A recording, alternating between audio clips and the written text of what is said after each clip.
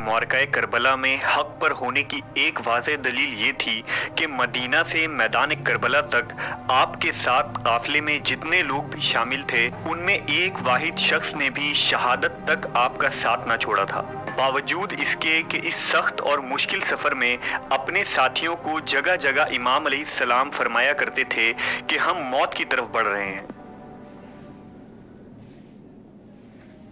रिवायत है कि जब काफिला हुसैनी ने एक मकाम पर पड़ाव डाला तो आपने चिराग बुझा देने का हुक्म दिया और लोगों को ये इजाज़त दे दी कि जिसे अब भी वापस जाना है वो जा सकता है। मुझे उस शख्स से कोई शिकवा नहीं और ना ही रोज़े आखिरत उससे सवाल करूँगा। मगर इमाम अलैहिस्सलाम के उन 72 बावफा साथियों में एक ने भी आपका साथ न छोड़ा। इमाम मज़लूम का ये काफिला इस लंबे सफ़र में जहाँ जहाँ रुकता आप वहाँ खुतबा इरशाद फरमाते थे। यहाँ तक कि मैदान करबला में भी आपकी आला ज़रफ़ी का ये आलम था कि इमाम अलैहिस्सलाम ने यजीदी लश्कर के सामने एक लर्ज़ा आमेज़ खुतबा दिया और शामी लश्कर को हक़ कबूल करने की दावत दी ताकि अगर मुमकिन हो तो शायद कुछ लोग राह रास्त पर आ जाएं और नबी सल्लल्लाहु अलैहि वसल्लम की औलाद को शहीद करने की इस अजीम जुर्म से तौबा कर लें। इमाम हुसैन अलैहिस्सलाम 2 मुहर्रम को करबला पहुंचे और कुछ तवक्कुफ के बाद अपने असहाब और अहले बैत के सामने ये खुतबा इरशाद फरमाया।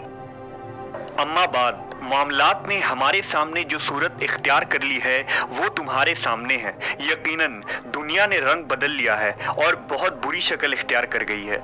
इसकी भलाइयों ने मुंह फेर लिया है और नेकियां ख़त्म हो गई हैं और अब इसमें इतनी ही अच्छाइयां बाकी रह गई है जितनी किसी बर्तन के तह में बाकी रह जाने वाला पानी।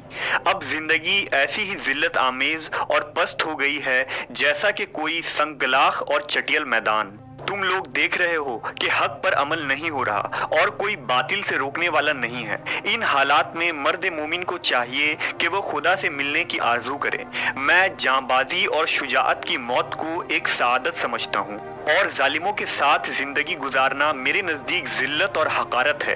लोग दुनिया के गुलाम हैं और दीन सिर्फ उनकी ज़बान पर रहता है। ये बस उस वक्त तक दीन के हामी हैं जब तक उनकी ज़िंदगी आराम और आसाइश से गुजरे और जब इम्तहान में डाले जाएं तो दीनदार बहुत कम रह जाते हैं।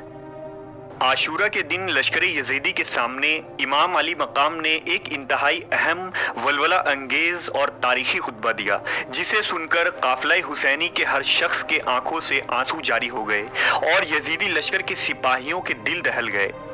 इमाम मज़लूम ने दुश्मन के फ़ौज से मुखातिब होकर खुतबा इरशाद फरमाया, ऐ लोगो मेरी बात सुनो, जल्दी ना करो, मुझे नसीहत कर देने दो, अपनी आमद की वजह बयान कर लेने दो। अगर मेरा उज़्र माकूल हो और तुम इसे कबूल कर सको तो ये तुम्हारे लिए खुश नसीबी का बास होगा और तुम मेरी मुखालफत से बाज आ जाओ। लेकिन अगर ये सुनने के बाद भी तुम मेरा उज़्र कबूल न करो और इंसाफ करने से इनकार कर दो तो फिर मुझे किसी बात से भी इनकार नहीं है।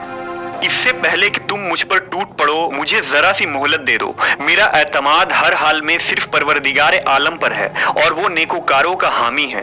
लोगो मेरा हस्ब नस्ब याद करो, सोचो मैं कौन हूँ, फिर अपने गरीबानों में मुंह डालो और अपने ज़मीरों का मुहासबा करो। खूब गौर करो, क्या तुम्हारे लिए मेरा कत्ल करना और मेरी हुर्मत का रिश्ता तोड़ना रवा है? क्या मैं तुम्हारे नबी की बेटी का बेटा नहीं हूँ? क्या हजरत हमजा मेरे बाप के चचा नहीं थे? क्या जाफर मेरे चचा नहीं थे? क्या तुमने रसूलुल्लाह का ये फरमान नहीं सुना जो आप मेरे और मेरे भाई के बारे में फरमाया करते थे कि ये जन्नत में नौजवानों के सरदार हैं? अगर मेरी बातें सच्ची हैं और ज़रूर सच्ची हैं क्योंकि वल्लाह मैंने होश संभालने के बाद से अब तक कभी झूठ नहीं बोला, तो बताओ क्या तुम्हें तलवारों से मेरा इस्तकबाल करना चाहिए?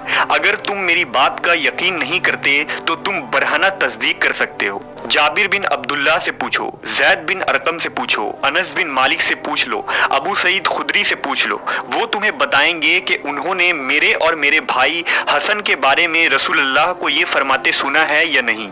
क्या ये बात भी तुम्हें मेरा खून बहाने से नहीं रोकती?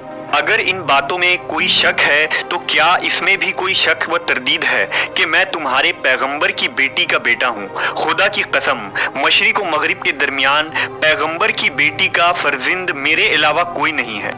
کیا میں نے کسی کو قتل کیا ہے کہ اس کا خون کا بدلہ مجھ سے لے رہے ہو، یا کسی کا مال اٹھایا ہے، یا کسی زخم کے قصاص مجھ سے چاہتے ہو؟ خدا کی قسم ایسا ہرگز نہیں ہوگا کہ میں ذلت کا ہاتھ تھاموں اور نہ غلاموں کی طرح بھاگ جاؤں گا۔